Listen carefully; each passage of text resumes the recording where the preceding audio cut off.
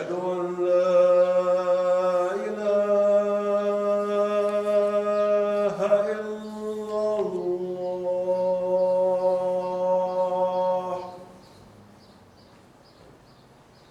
أشهد أن محمدا رسول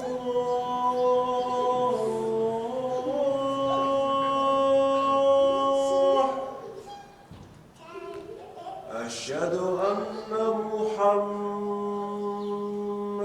رسول الله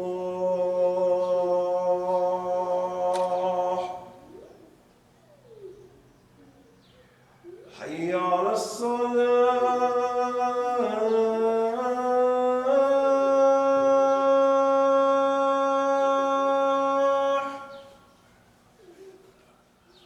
حي على الصلاة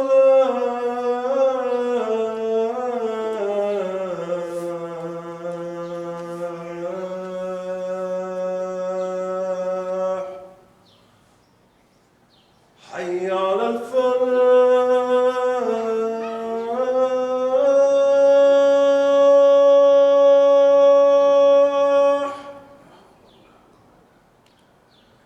حي على الفلاح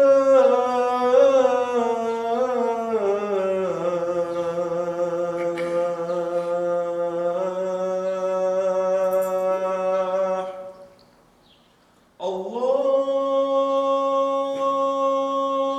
أكبر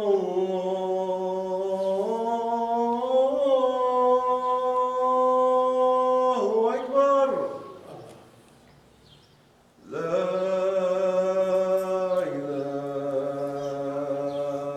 إلا الله.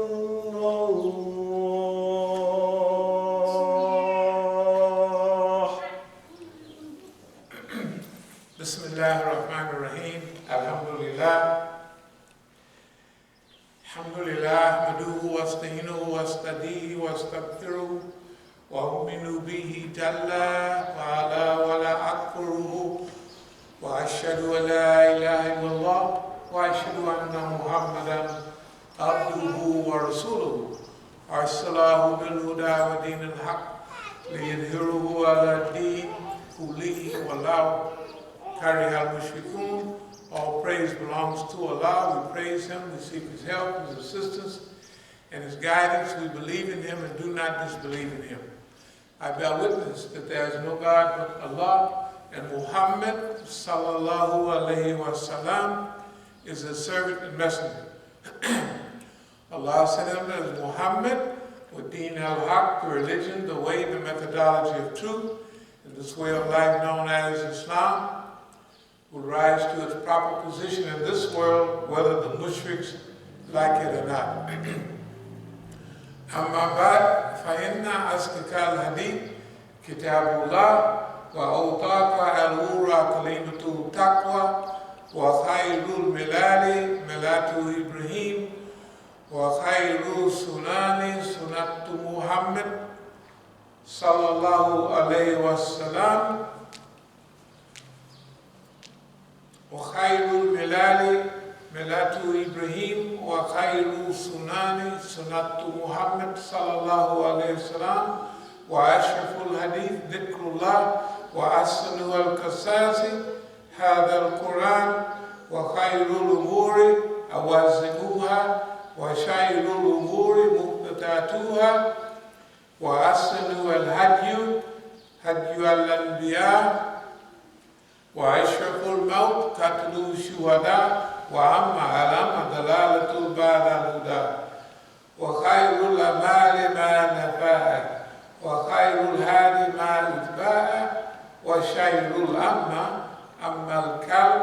The Prophet ﷺ said the most truthful of discourses is Kitabullah, or the Book of Allah. The most trustworthy word is the word of taqwa, or fear of Allah. The best of the community is the community of Prophet Ibrahim. The best way of life is the Sunnah of Prophet Muhammad sallallahu alayhi wasallam.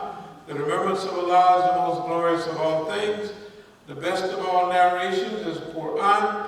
The best acts are those requiring the highest degree of will and determination. acts are those that are based on innovation. The best way of life is the one adopted by the prophets of Allah. The most glorious death is the death of the martyr.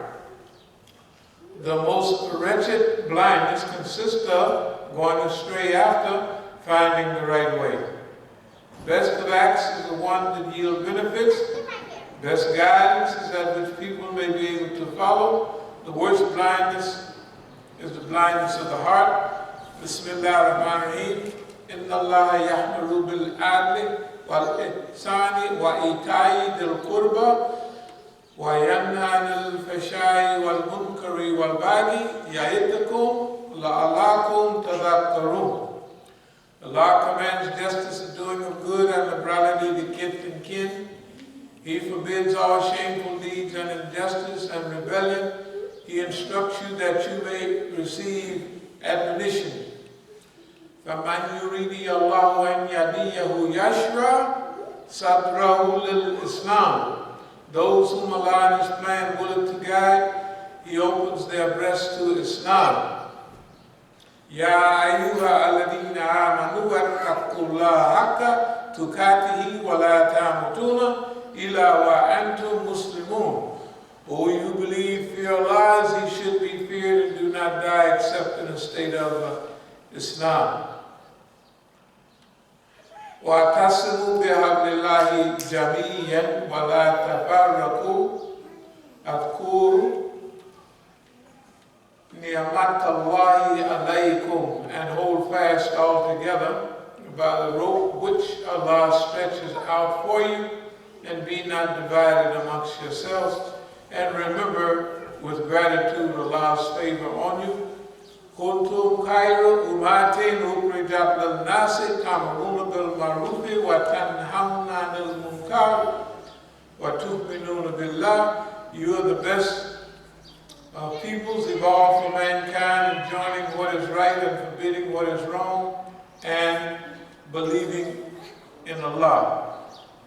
أقول قولي هذا واستغفر الله لي ولكم.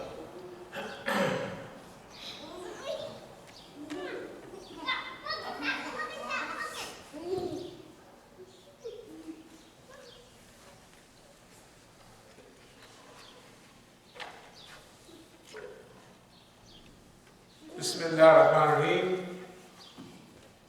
هو الله الذي لا إله إلا هو عليم الغيب والشهادة هو الرحمن الرحيم. هو الله الذي لا إله إلا هو الملك القدوس السلام المؤمن المهيمن العزيز الجبار المتكبر سبحان الله عما يشركون. هو الله الخالق البارئ المصور له السماء الحسنى يسبح له ما في السماوات والأرض وهو العزيز الحكيم.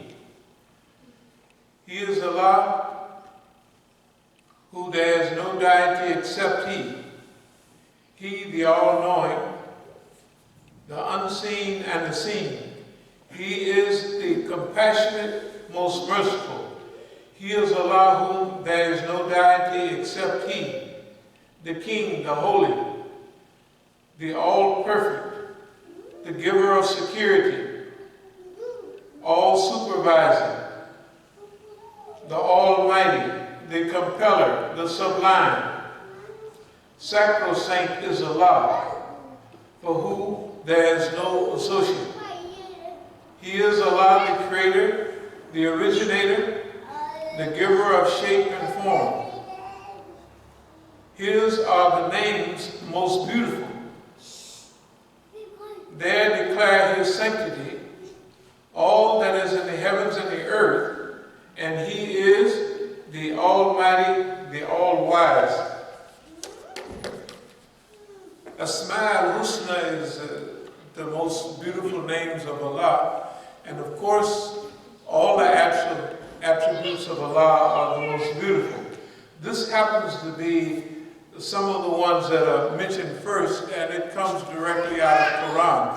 If you wanted to find all of them, you could find them in the Quran, but if you want to find them in order, you would look for them in Hadith. So, Shahada is Ash-Shahadati Huwa Rahmanu Rahim. That means that Allah is the witness. And through the Quran, He gives testimony to His creation and everything that is in creation. And through some of His attributes, He gives witness to Himself. But now, the attributes of Allah, they're given to us from Lahu Mahfuz, and this is for the human being, but they do not express the real glory and sublime grandeur of Allah. They don't do that, but they give us some ideas. So He is the witness. He's al-Qudus, that's holy and that's pure. As-Salam, peace, security, soundness, perfection, perfect. Mu'min, believer, one who makes safe, one who gives safety and security. Muhammad, one who supervises. He's a superintendent, a controller, a guardian. Aziz, almighty, invincible, powerful, before whom everyone else is powerless. Mighty, overwhelming, distinguished, beloved, strong and mighty. Jabbar, overwhelming, power, compeller, the compeller, the controller. He sets things right and He restores things by His force and power. Subhanallah, this means glory to Allah. Subhanallah li asra bi abdihi laylan min al-masjid al-haram min al-masjid al-aqsa. Glory be to Allah who sent His servant on a night journey to the furthest mosque, right? From the nearest mosque to the furthest mosque. So it's such a great event, it starts off with Subhanallah. It just, the closest thing we can get is glory to Allah, and this type of thing. Al-Bari, originator, creator. Musa, one who gives shape, form, the shaper, the formulator, the maker. He gives things shape, order, and puts it together. Husna is Asma al-Husna, the most beautiful names belong to Allah. Yusabbihu means to glorify and to proclaim the sanctity. It glorifies and it praises things. And it means to praise, to sing the glory. The angels, Yusabbihu, they only hymn the praises of Allah. They only sing the praises of Allah. And they only do exactly as Allah's command. It's not like in the Bible where Satan was an angel and he disobeyed. The angels cannot disobey. They were not made with that characteristic. The only beings that have some jinn, men, and that's it. Of course, old shaitan, but everything except the human being is part of shaitan's crew. He got an old crew with him. You can tell which one is coming at you by his behavior and his approach. We'll get into that at some other time. Now it starts off Ar-Rahman Ar-Rahim. And Rahman and Rahim comes from the same root word Rahma, Rahama, the same root word Arham, or the womb of the woman. All of those come from the same word. Now, Rahman is basically something that's for everybody. believer, non-believer. I mean, this is not, all of them are for everybody in their own way. But I'm just saying what the scholars try to break it down a little bit. And so they say that Rahman is like the sun. It shines on everybody. Believer, non-believer, da, da, da, da, da. And so Rahman is mainly for this world. Now, Rahim, kindness and tenderness, is reserved for the believers in the next world, although they exist in the same sphere. So, the hadith says, the Messenger of Allah sallallahu alaihi wasallam said, he who is devoid of kindness is devoid of all good. Rahim. Those that are devoid of kindness are devoid of all good. So now we begin to see the real glory of Allah and the tenderness and the care that Allah is. There's other reports where the Messenger of Allah sallallahu alaihi wasallam said the inmates of paradise of three kinds: the just ruler who treats people well and is helped by Allah, a kind man, soft of heart for every kinsman and Muslim, and a contented beggar having a big family abstaining from begging. Remember, now you can see the same word here is Rahman or Rahim. The same word is kindness. And they are among, the person who is kind is among the greatest of personalities. It goes on to say, it is related by Abdullah ibn Amr ibn al-As radiallahu anhu that the Apostle of Allah sallallahu alaihi wasallam said, Allah will have mercy on them who are merciful. Show compassion to the dwellers of the earth. He who dwells in heaven will show compassion to you. You can see the connection. That means, see, remember, the Quran, then the Hadith. This is the Hadith. How is Allah's characteristic of mercy displayed and tenderness? It says, be kind to the dwellers of the earth, me and you. Be kind to each other. Hadith said that if you're devoid of kindness, you're devoid of everything. If you're devoid of that tenderness and kindness and love and appreciation for each other, then it might be, according to Hadith, all is lost for you. So you have to work to develop kindness and tenderness for the believer. Remember, if you don't go to bed and you're not concerned about the believers, you're not of them. So the whole superstructure is based on praise to Allah and service to humanity. Everything that we deal with is built on those principles. Iman and Amal. Faith and works. That's the whole superstructure. Okay. Jarir bin Abdullah radiallahu anhu relates that the Apostle of Allah sallallahu alayhi wasallam said, he will not gain the mercy of the Lord in whose heart there is no mercy for men. If you don't have mercy and kindness for each other, right, for humanity, then it might be curtains for you. So let's go over. Rahim is the all-merciful, extending his mercy especially to the believers. Thus, he is the all-compassionate in this world and the next, and all-merciful in both. See, Ar-Rahman is for everybody. Ar-Rahim, especially for the next world. The Al-Malik, he who has the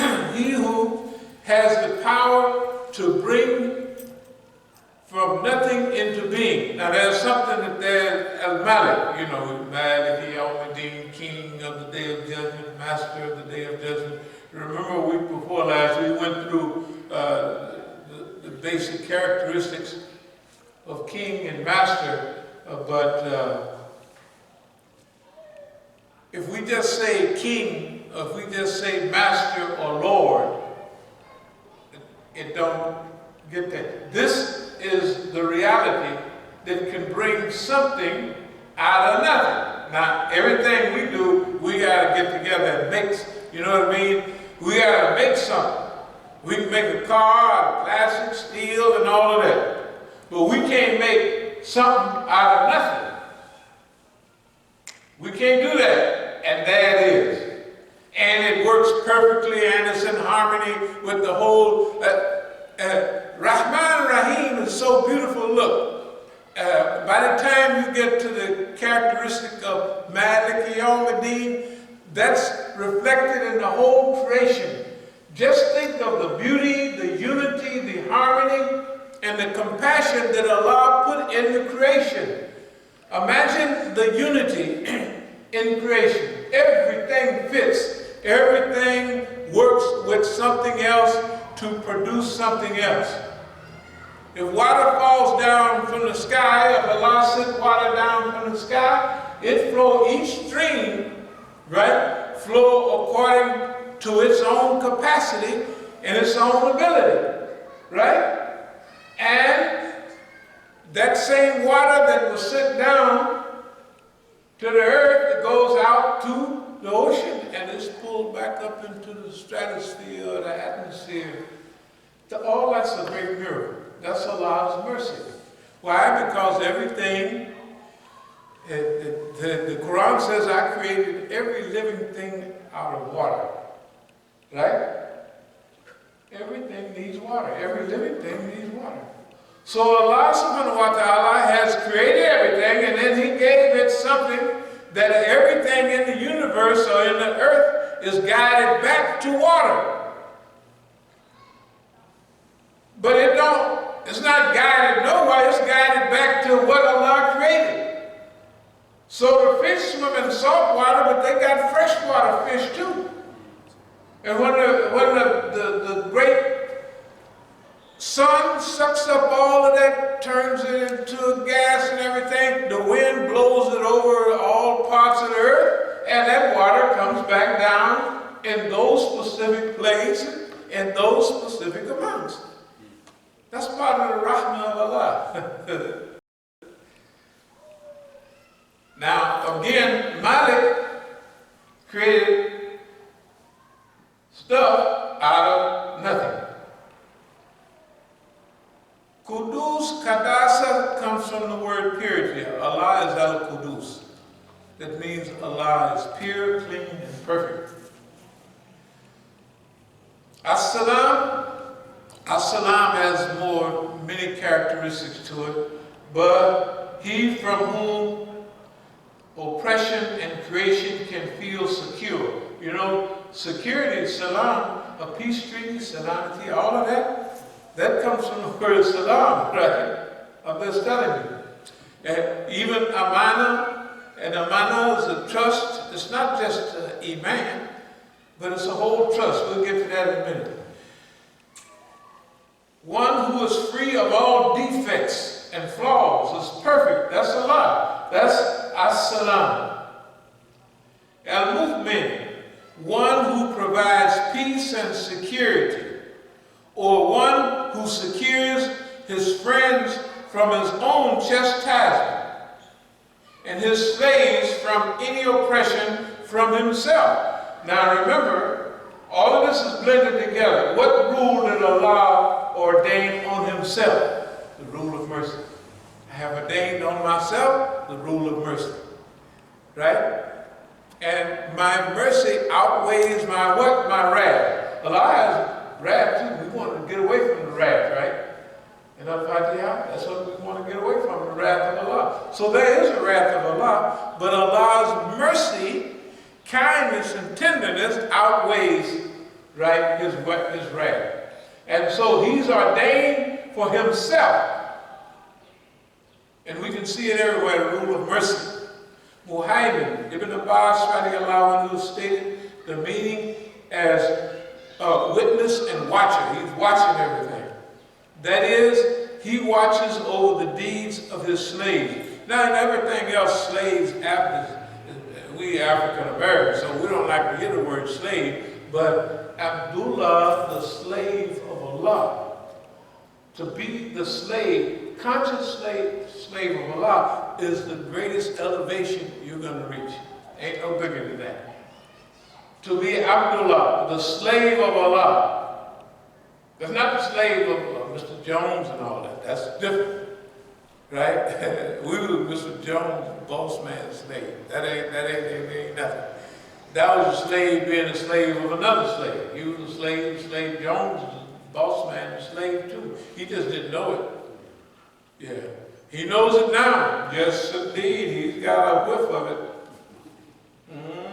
Al-Jabbar, in Arabic, for greatness, as well as setting things right.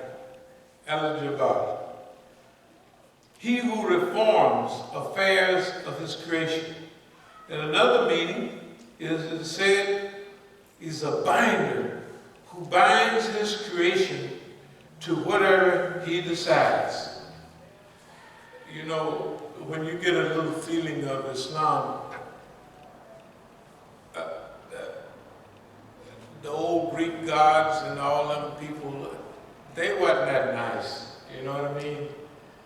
I mean, they were just always, you just do one little thing, you don't sacrifice a little girl or something, boy, they'll be mad, and they just run you over, and you know, not that they were real gods, I'm just saying what the people worshiped, what they call gods. Even Christianity, they don't start anything with Ar-Rahman Ar-Rahim. Bismillah Ar-Rahman Ar-Rahim. You know, and a lot of their stuff, God gets mad at people. Right? He gets mad, man, he'll throw floods on you and all kind of stuff. That's not Islam. It begins with a reality that you feel comfortable with. If you do half right, you just feel comfy. You feel like, hey man, this is the right place. But them gods they worship, man, you walking around on eggshells, you make one mistake and woof, off you go. To Siberia somewhere. I mean, they are serious. So, Allah starts off with kindness and tenderness. But you know, his power is regulated by kindness and tenderness. His authority is balanced. Just like the creation, everything in creation, the universe was created with mizan. Mutakabir, one who is above all in greatness, so there is none like unto him. Al-Khaliq is to determine, condition, decide, and regulate. Al-Bari is an innovator, or one who makes and brings into being following a certain design and proportion. Musa is not merely a fashion, but also one who creates according to the image he desires. So when we start off, Huwa Allahu la ilaha illa huwa alimu ghaibi wa shahadati huwa ar-Rahman ar-Rahim. He is Allah. That's the statement alone. He is Allah. And He is the witness to all things. And He is Ar-Rahman Ar-Rahim. And all of these other great characteristics.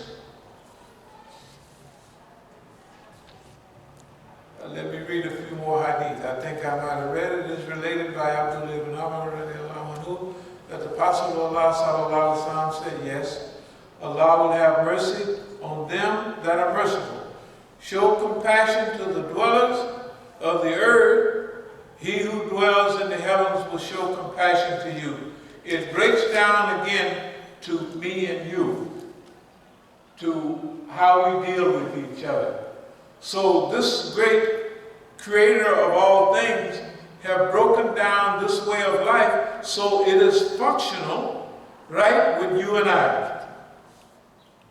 Apostle Allah sallallahu alaihi wasallam said, he will not gain the mercy of the Lord in whose heart there is no mercy for men. Again, we'll just go over a little bit again. Rahman and Rahim are derived from Rahmah. The term Rahmah in Arabic is used to denote the type of tenderness which stimulates in one the urge to show kindness to others.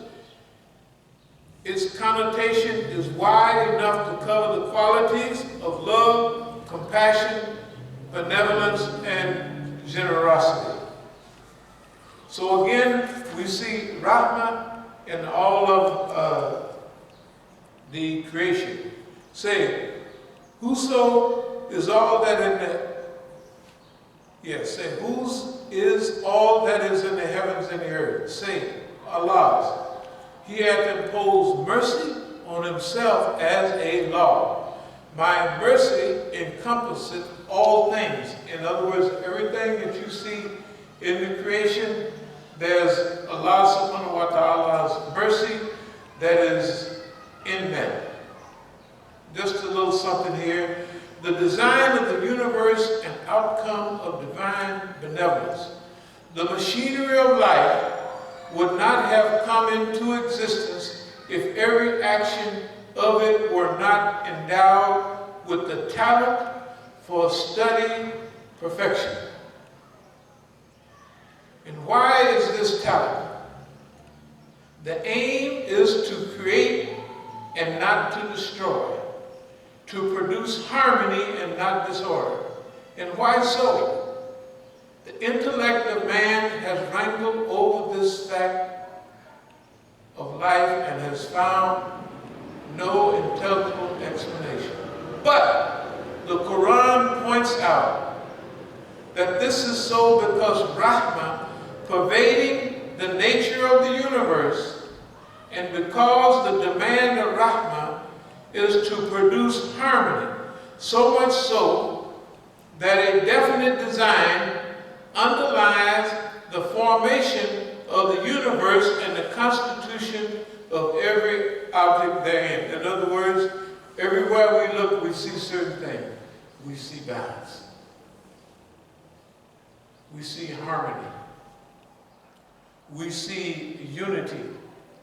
We actually see tenderness and kindness. When we look at the lady, she has milk in her breast already waiting for the baby when it starts to suck. And they mention that as kindness and tenderness. By the way, one guy asked a scholar, he took care of his mother for a long time. He bathed her and, he just took care of his mother. She became invalid. And he asked the scholar, did I pay her back? For all that she did? He said, you haven't paid her back one drop of milk. So not one drop, you haven't even paid back one drop of milk. That is the value of kindness, that is the value of tenderness, and that is the value of mercy. Okay, so when we take all of this and we blend it together, we have some responsibility in the world that we live in. So we have responsibility to Allah subhanahu wa ta'ala. We have a responsibility to each other as His creation, right? It's clear, it's already stated that. And then, as Muslims, we have a great responsibility to help guide and lead humanity to the right way. That's part of our duty. That's part of our privilege. and to bring the people to the way of thy Lord with wisdom and beautiful preaching, right? And argue with them in ways that are best. That's part of our duty. It's part of our gift. That's not a heavy responsibility. That's a gift. That's a pleasure. It should be a pleasure for you and I to express those things that we find in Quran and the Sunnah to all humanity. Also, in closing, we have to know what's going on in the world that we're living in. And sometimes the world that we're living in can get hilarious and almost stupid. I mean, it's just ridiculous. When Donald Trump went to Japan, he was talking to the Prime Minister, Shinzo Abe. And he kind of wanted to send Shinzo Abe to Iran to talk to the Iranians. And day before yesterday, or it might have been yesterday, Shinzo Abe talked to the Rahbar in Iran, the leader. And he talked to the president, and he talked to the foreign minister, you know. The Rahbar told him, I don't want your message from Donald Trump because he done blew it. He done did all this, that, and other, and he took a treaty that we had. We worked 6 years for that treaty, and he tore it up, and now he's just walking up and down the road, putting oppression on us, messing with our economy. Millions of people, over 80 million people in Iran, and he's just messing up. And so at the same time, a ship caught on fire yesterday. And the CIA, the police, the Europeans were saying, the American Europeans, were saying, well, we got a picture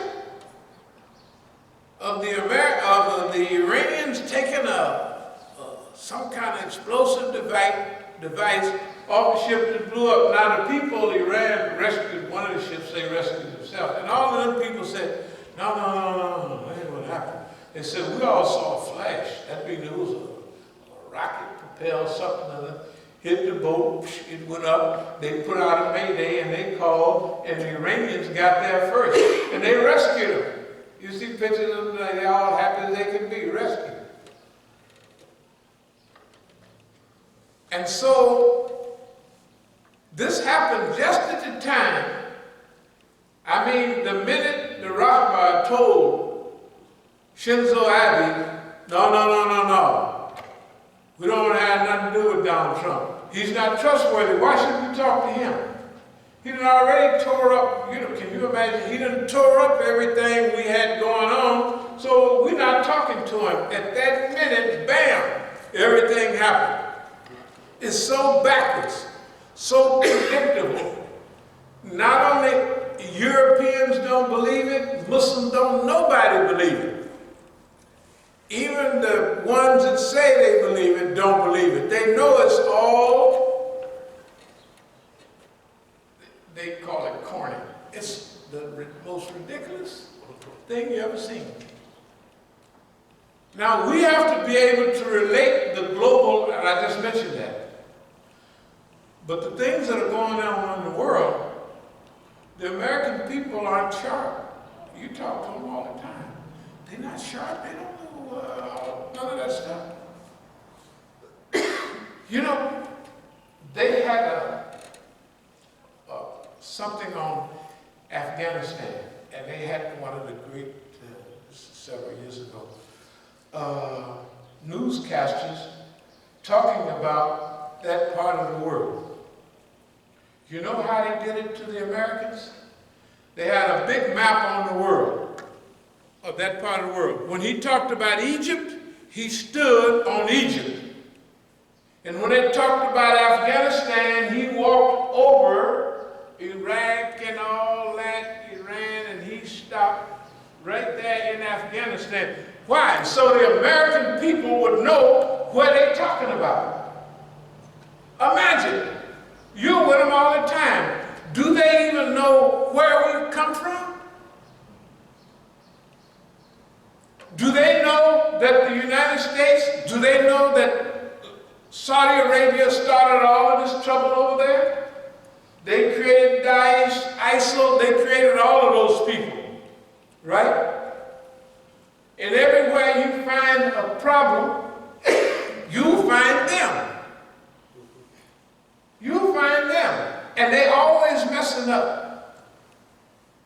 If you got Kurds here and Turks having a problem with Kurds, the U.S. will go and back to Kurds. And the Turks, the ally, will be mad. What's wrong with y'all, man?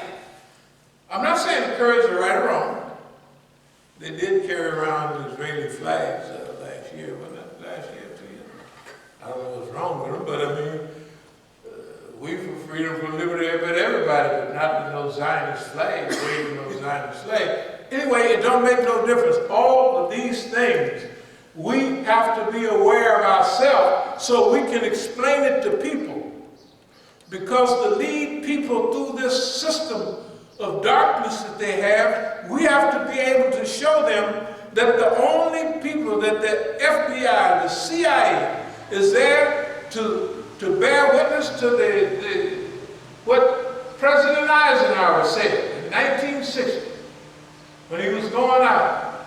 Beware of the military-industrial complex. And I'll close with this. Who gains from war, brothers and sisters?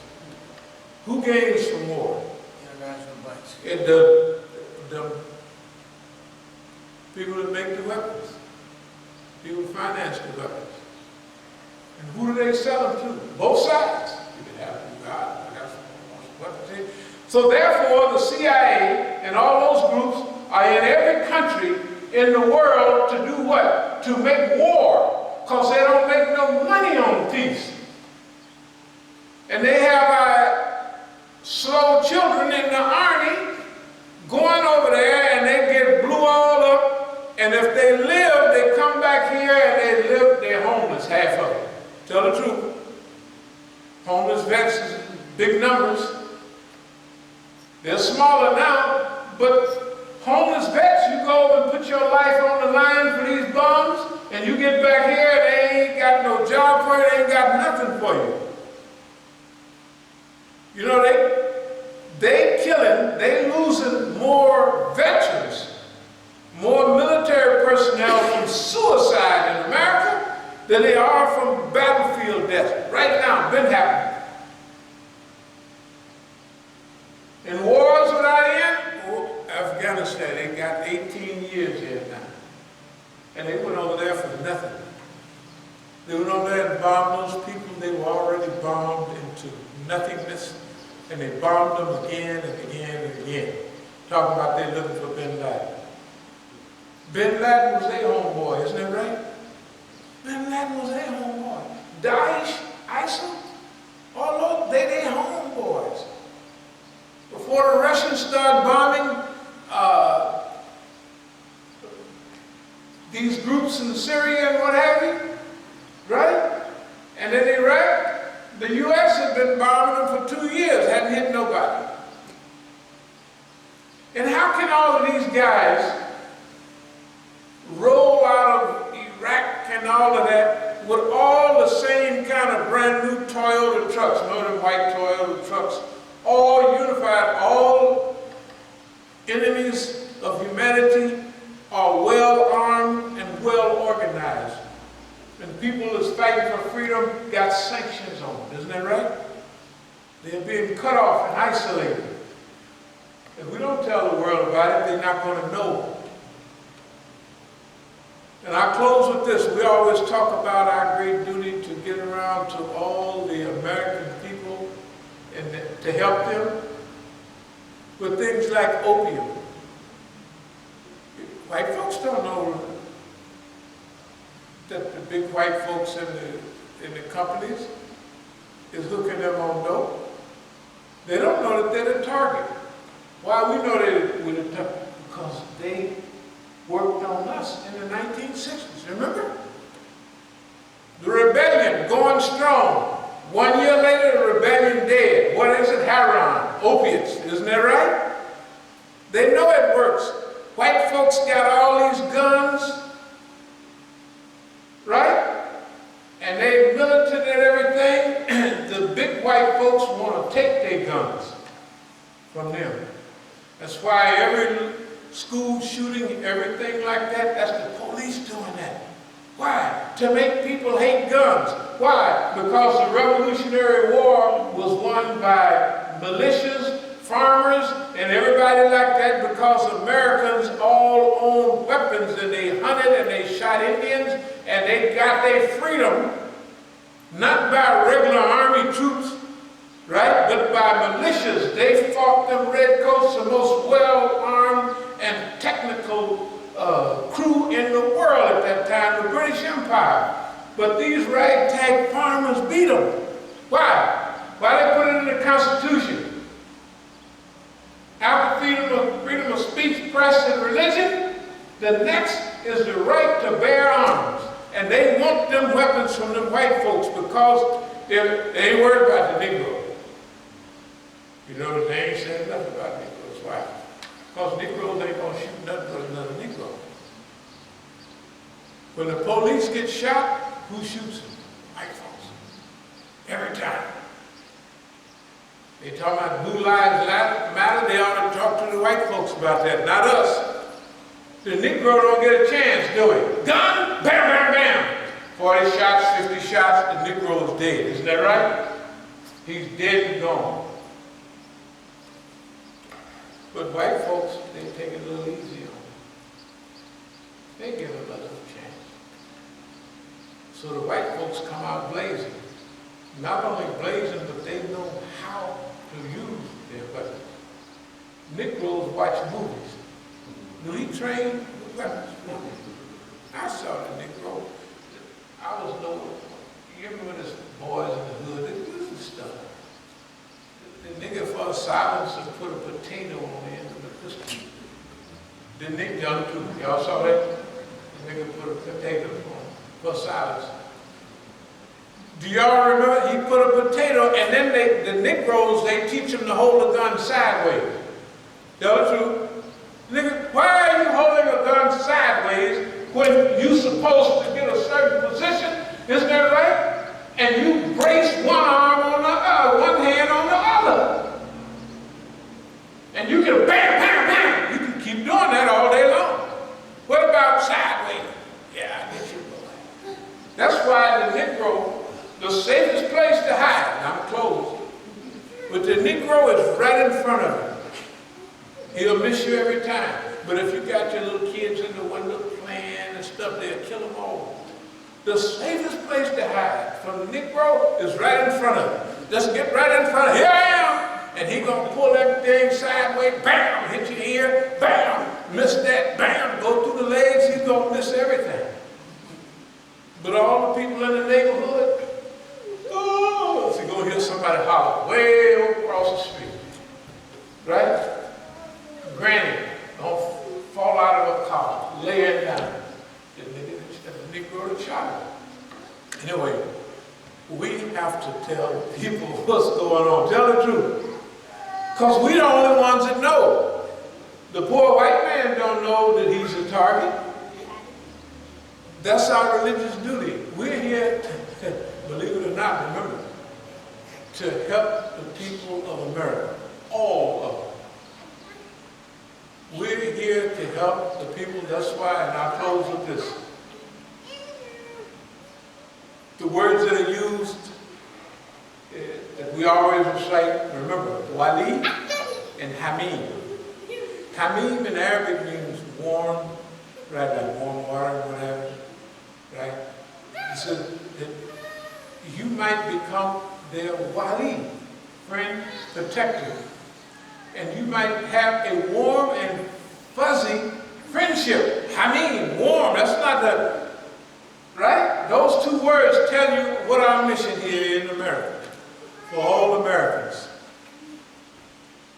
is to rescue the people from their live, living color dictatorship. That's why we're here.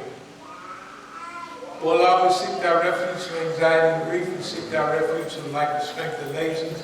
We seek thy refuge from cowardice and niggardliness.